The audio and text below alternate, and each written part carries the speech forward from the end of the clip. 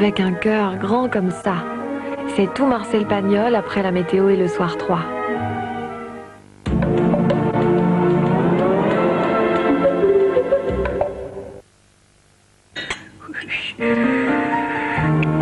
Beurre grand fermage, un très grand beurre. Tous les connaisseurs vous le diront. Grand fermage, tous les connaisseurs vous le diront.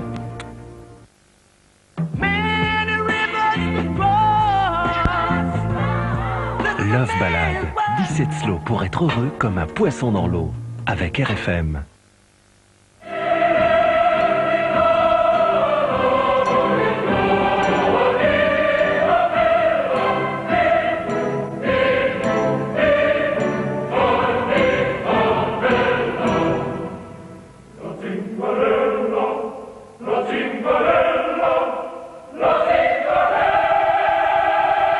Seat Cordoba.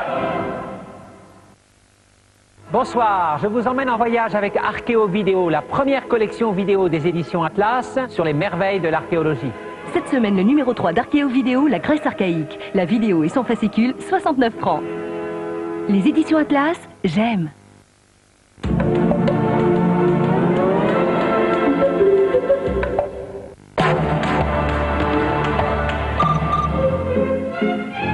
Cela se passe en Italie. L'ingéniosité des hommes et le miracle de la nature ont donné à une région le moyen de vivre. Sur le delta du Pô, plutôt que d'aller en mer, les pêcheurs ont trouvé depuis fort longtemps l'astuce pour piéger le poisson. Et si quelquefois le béton a remplacé le roseau, les anguilles sont toujours au rendez-vous. Les pièges de Comacchio, c'est vendredi 20h50 dans Thalassa, sur France 3.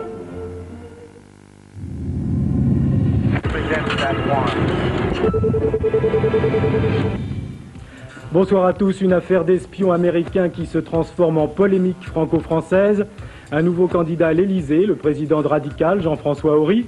Une grève des marins du trafic transmanche avec des incidents à Boulogne et en Normandie. Et puis, après celle de harcèlement, une nouvelle affiche de cinéma interdite. Il s'agit de celle du film de Robert Altman, Prêt-à-porter, qui sort mercredi prochain. La compagnie des transports de Lyon a décidé de ne pas la poser sur ses autobus. Voilà pour les titres, on se retrouve tout de suite après les pubs et la météo de Michel Touret.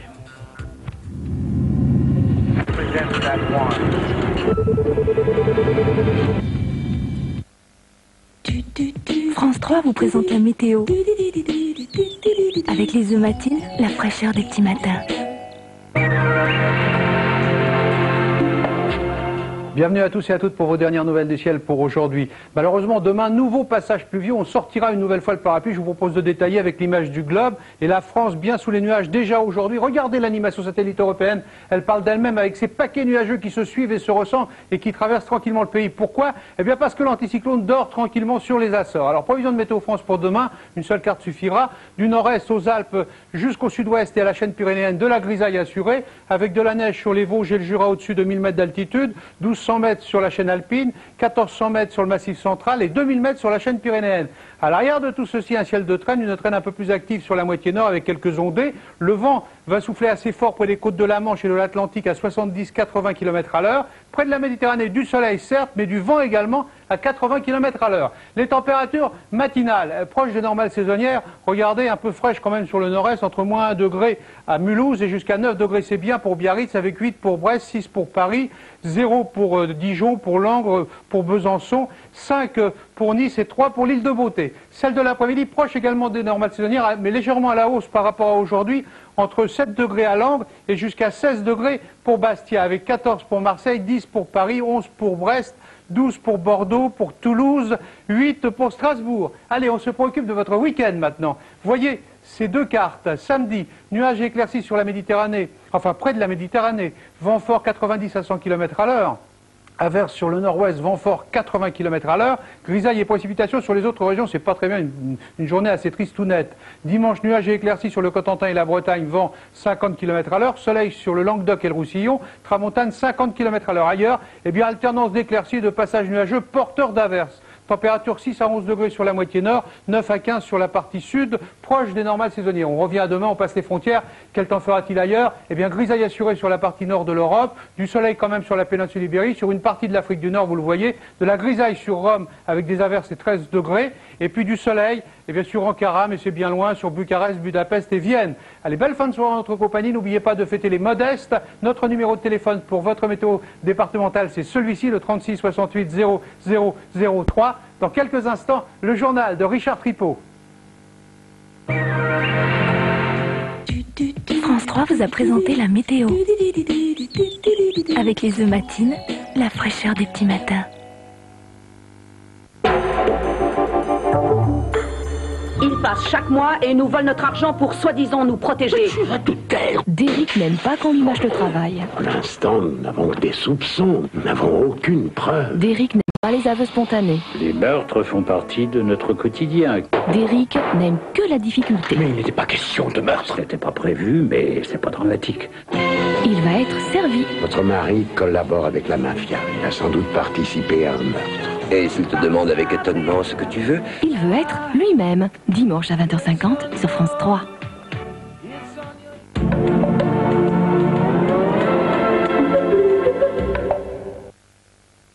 Un monde sans fil vient de naître.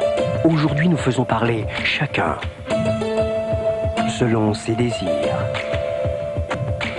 son espace. Demain, nous ferons parler tout le monde, sans être attaché, en toute clarté. Aujourd'hui, nous sommes là où vous nous attendez. Demain, nous serons dans le monde que vous imaginez. SFR, le monde sans fil est à vous. Découvrez les nouveaux tarifs GSM de SFR au 05 15 1995.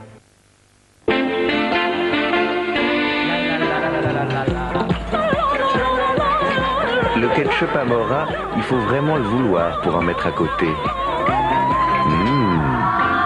Amora, par amour du goût.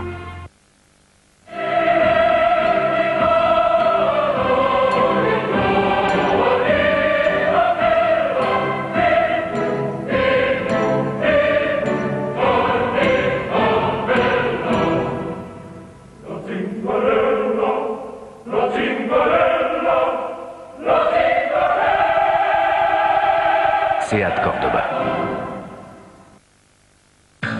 Nous sommes dans le centre de simulation de vol d'American Airlines. Bien qu'extrêmement sophistiqué, nous l'appelons tous la boîte. Chez American, nous venons ici au moins une fois par an pour tester nos réactions aux différentes conditions de vol. À ma connaissance, peu de compagnies s'impliquent autant en matière de formation. Et si vous êtes l'une des personnes assises derrière moi, je parie que vous penserez que cela en vaut la peine. American Airlines. Bonsoir, je vous emmène en voyage avec Archéo Vidéo, la première collection vidéo des éditions Atlas sur les merveilles de l'archéologie. Cette semaine, le numéro 3 d'Archéo Vidéo, la Grèce archaïque. La vidéo et son fascicule, 69 francs. Les éditions Atlas, j'aime. Pour tout connaître de vos clients ou de votre entreprise, 3617 Eurydeal. Ten nový OS2 warp je vynikající. Opravdu vynikající. OS2 warp. Ten nový software od IBM. Zrovna jsem o něm četla v časopise. Máte tam opravdový multitasking? Snadný přístup do internetu. Hrozně ráda bych tu síť vyzkoušel. To je můj beeper.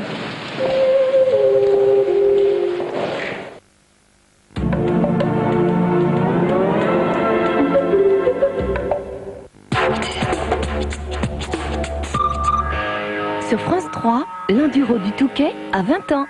20 ans à jouer dans les dunes. 20 ans à faire les fous sur la plage. Quand on aime, on a toujours 20 ans, d'accord. Mais avec plus de 500 concurrents et 400 000 spectateurs sur le terrain, c'est plus de l'amour, c'est de la rage. Belval et Peter Ancel conduisent la meute des enragés.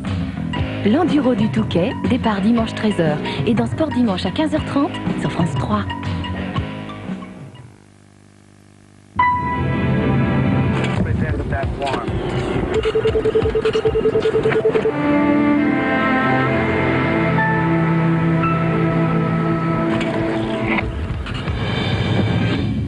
Bonsoir à tous. L'espionnage américain qui fait irruption dans la campagne présidentielle.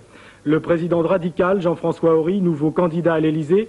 Grève et incidents sur le trafic transmanche. Et puis la déception d'Antibes en basket ce soir. Voilà quelques-uns des titres de ce journal. 24 heures après les révélations sur une affaire d'espionnage américain en France, la polémique provoque bien des remous au sein de la majorité. La principale critique est venue aujourd'hui du ministre des Affaires étrangères, Alain Juppé, qui demande une enquête sur les fuites. Francine Raymond. C'est au Quai d'Orsay que revient désormais la tâche de gérer la délicate affaire de la CIA. Une affaire qui aurait dû être traitée dans la plus grande discrétion, comme il est d'usage entre pays alliés.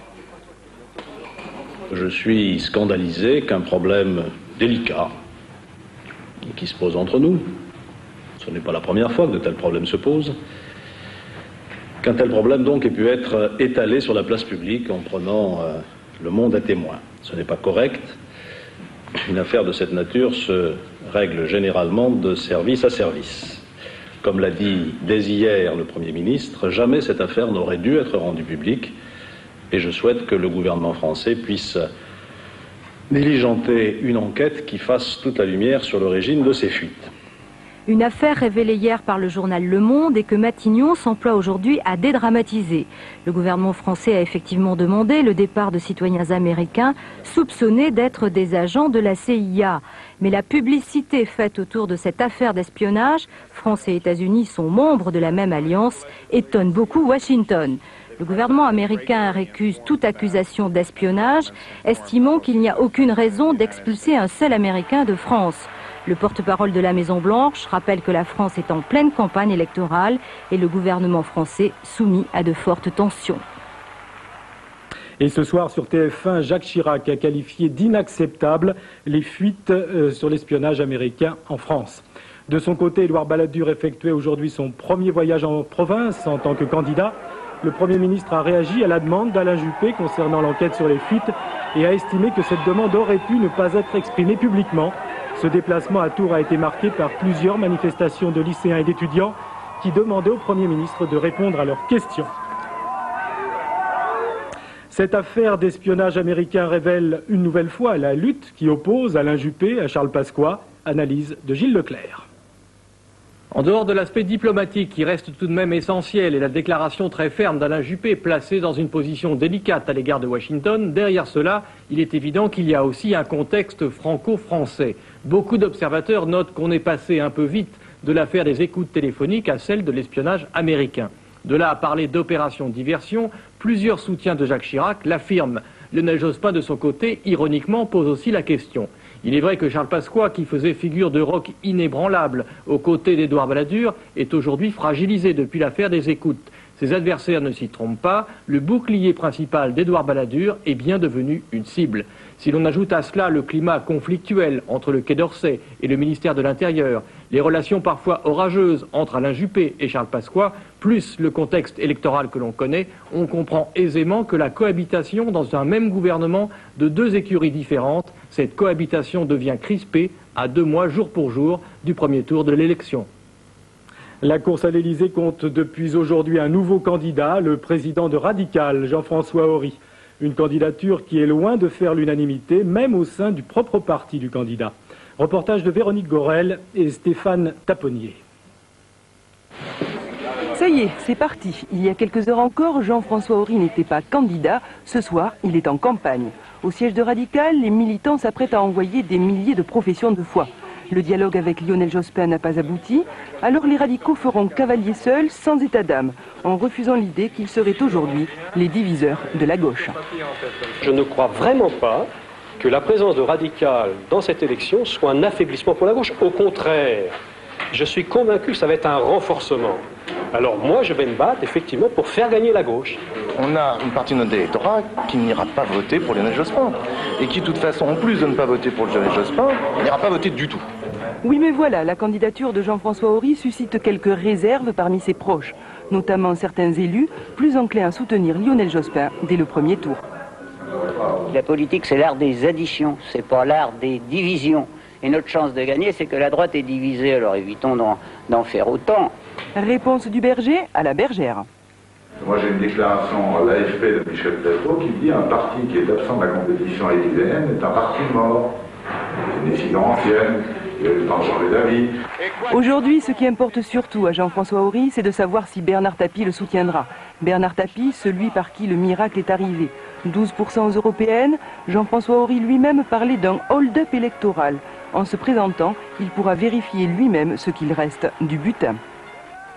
Cet après-midi, le candidat du Parti socialiste Lionel Jospin a estimé que si Jean-François Aury avait le droit d'être candidat, ce n'était peut-être pas la meilleure idée. Et puis sachez qu'un sondage Ipsos apparaît dans Le Point met à égalité les trois candidats, Balladur, Chirac et Jospin, recueillant chacun 22% des intentions de vote. Grève des marins, tensions sociales et manifestations dans les ports du nord de la France. Le trafic transmanche est perturbé. C'est la première des informations commentées maintenant par David André. Le port de Boulogne-sur-Mer, à 10h30 ce matin, devant la gare maritime, des marins français, environ 500, ils sont en grève et ils sont en colère contre une compagnie de ferry britannique, Meridian Ferry. Pourquoi ? Parce que cette compagnie transmanche emploie des marins polonais et que les Français craignent pour leur emploi. Ils jugent que cette concurrence est complètement déloyale. Il est évident que face à une telle concurrence, c'est-à-dire des traversées à 9 francs, des traversées à 29 francs ou pour des camions même des traversées à 1000 francs, en exploitant les salariés en polonais, hein, c'est facile de faire des traversées à ce prix-là. La grève a perturbé plusieurs ports, Le Havre, Calais. Elle se poursuivra demain. Les compagnies mises en cause accusent les marins français de pratiquer un véritable terrorisme. Le ministre des Transports a nommé un médiateur.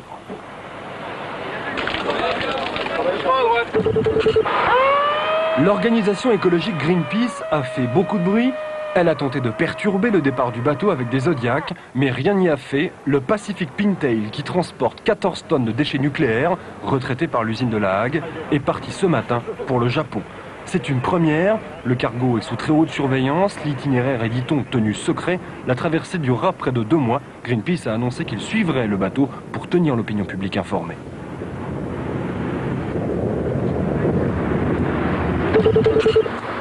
Michel Mouillot, le maire de Cannes, au palais de justice de Lyon. Le tribunal lui demande des explications sur les 625 000 francs de salaire que lui a versé Pierre Botton. C'était en échange de rapports, de conseils pour ces sociétés, dit le maire de Cannes. Perplexe, le président du tribunal s'étonne qu'on n'ait pas retrouvé ces fameux rapports. Ni Michel Mouillot, ni Pierre Botton n'en ont conservé la trace. Ils sont comoriens et ils sont sous le choc après le meurtre de l'un des leurs, Ibrahim, 17 ans, tué par balle par des colleurs d'affiches du Front National. Aujourd'hui, SOS Racisme et le MRAP se sont portés partie civile. Aujourd'hui, on ne doit plus laisser passer ce genre de discours, passer ce genre d'actes. Je crois qu'aujourd'hui, ce qu'il faut, c'est que la justice soit faite très rapidement et que les auteurs de ce crime odieux soient condamnés. Les 3 militants du Front National, âgés respectivement de 37 ans, 41 ans et 63 ans, sont toujours en garde à vue. Des manifestations en mémoire du jeune Ibrahim sont prévues dans plusieurs villes de France samedi prochain. Dans cette classe du collège de Mémac en Corrèze, il y avait 23 élèves de 5e. À 16h30, le plafond s'effondre, il y a au moins 2 blessés légers. L'établissement, qui date des années 60, est selon la directrice bien entretenu. Toutes les salles de classe sont ce soir examinées par des experts. Un enfant, si je veux, quand je veux. D'un côté, ceux qui rappellent que l'avortement est un droit. De l'autre, ceux qui s'y opposent, ils sont dans la rue, venus soutenir 11 d'entre eux au tribunal correctionnel de Nantes.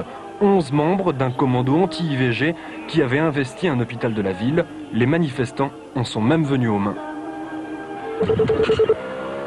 Elles ne sont pas tellement habillées, elles figurent sur l'affiche du nouveau film de Robert Altman, Prêt-à-porter. Elles se promènent sur les bus de Lyon, mais voilà, censure. La société qui gère les transports lyonnais a décidé d'enlever ces affiches et se défend d'être rétrograde.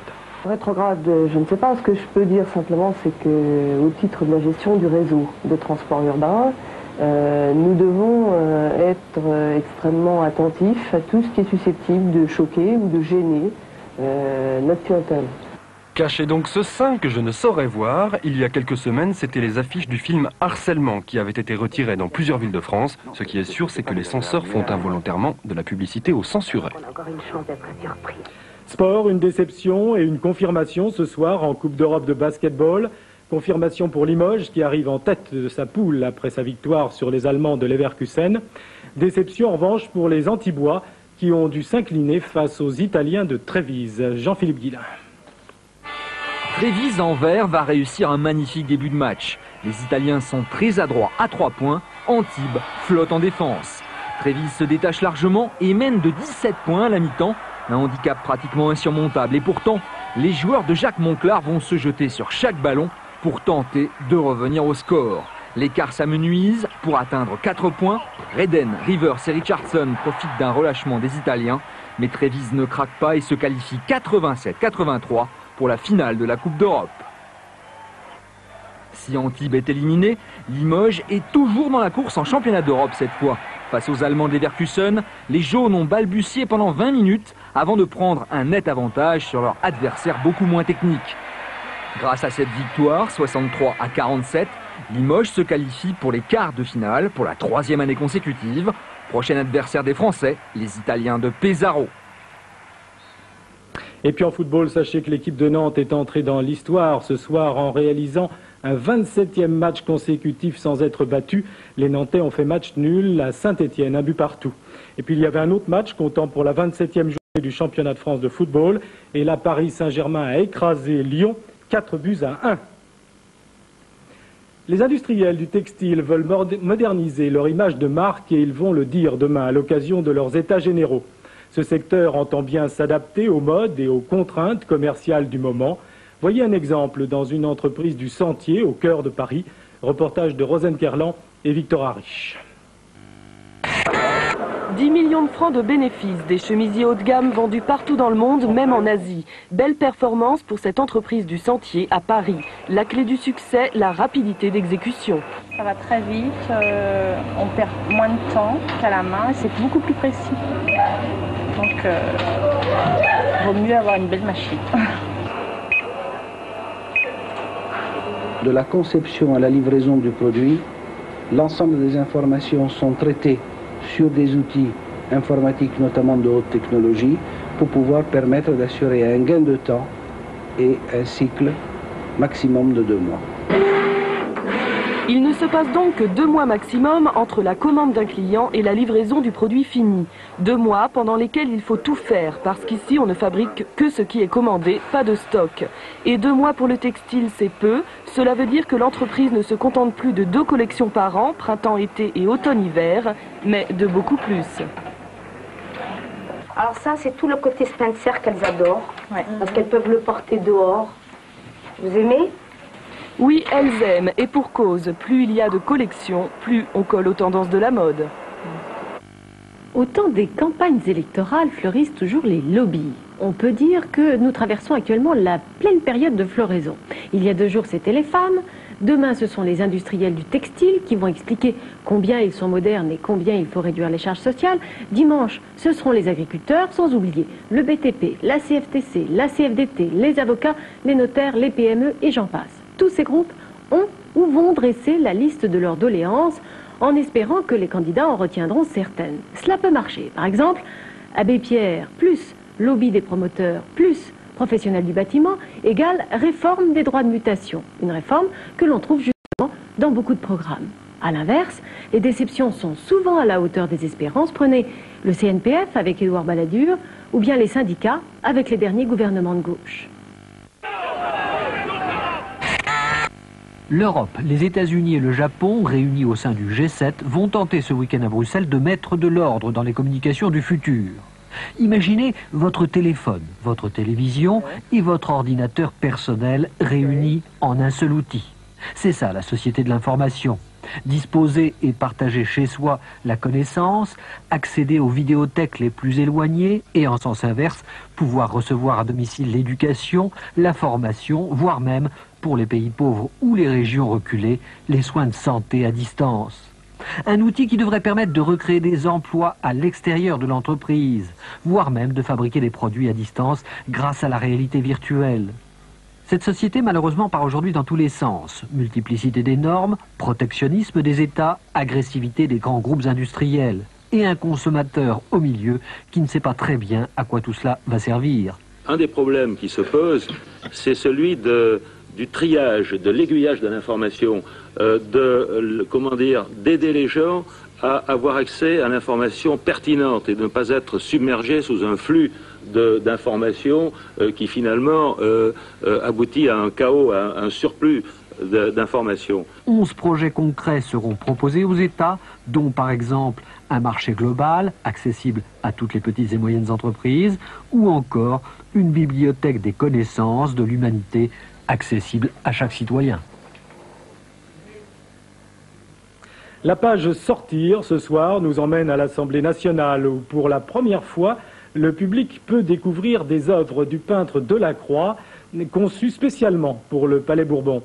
Et notre guide n'est autre que l'académicien Jean d'Ormesson. Reportage de Nicole Bappel et Dominique Duchâteau. J'ai un peu l'impression de me trouver ici dans une sorte de chapelle sixtine du romantisme et de la démocratie. On ne peut pas ne pas être frappé, évidemment, ici, par la beauté et par l'ambition de ce qu'a fait ici Delacroix. Je crois qu'on parlait, et lui-même parlait, de grandes machines. C'est évidemment maintenant les grandes machines. Les thèmes très ambitieux, vous voyez ici des thèmes qui rappellent un peu les grandes compositions de la Renaissance italienne, qui rappellent un peu ce qu'on peut voir au Vatican. Vous avez la poésie, l'éducation, la législation.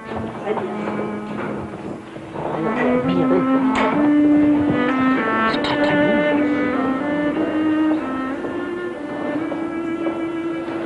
J'ai beaucoup aimé les barbares, toujours, et ce ne sont pas les barbares qui ont détruit la culture italienne, malgré le tableau d'Attila par Delacroix, que ce sont d'abord les Lombards, et ensuite les Français, et plus particulièrement les Normands. Dans une de ses peintures, on voit un exemple très édifiant, c'est Hippocrate refusant les cadeaux du roi des Perses. Joli exemple pour des législateurs, n'est-ce pas? Surtout, n'acceptez pas de cadeaux.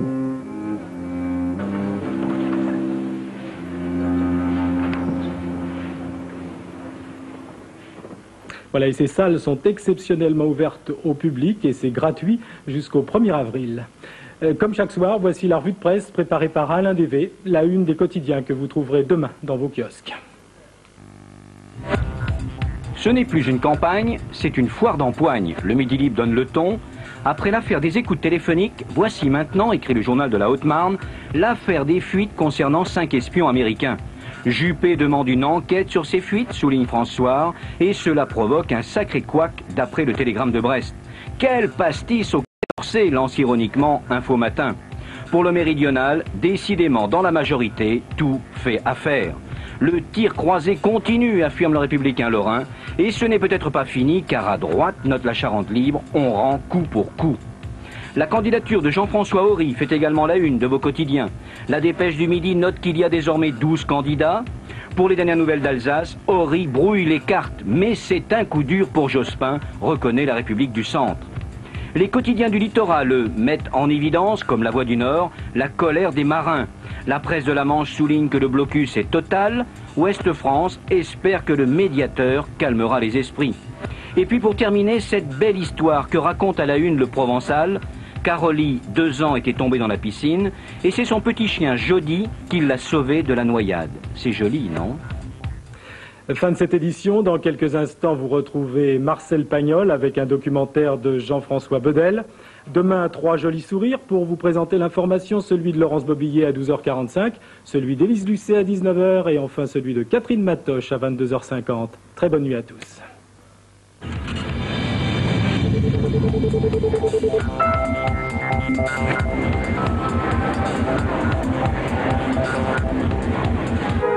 Portrait d'un homme inédit. Il était une fois Marcel Pagnol, tout de suite sur France 3.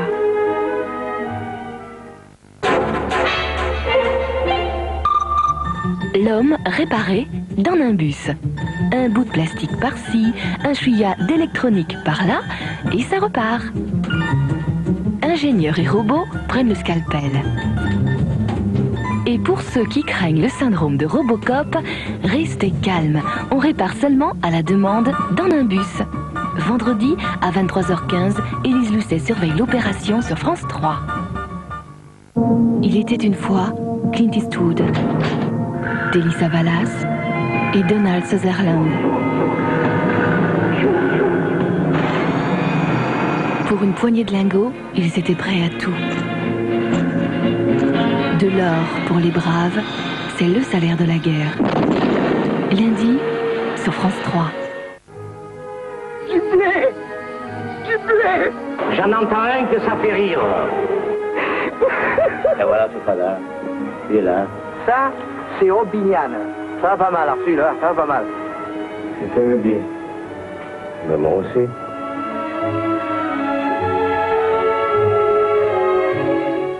Le privilège du metteur en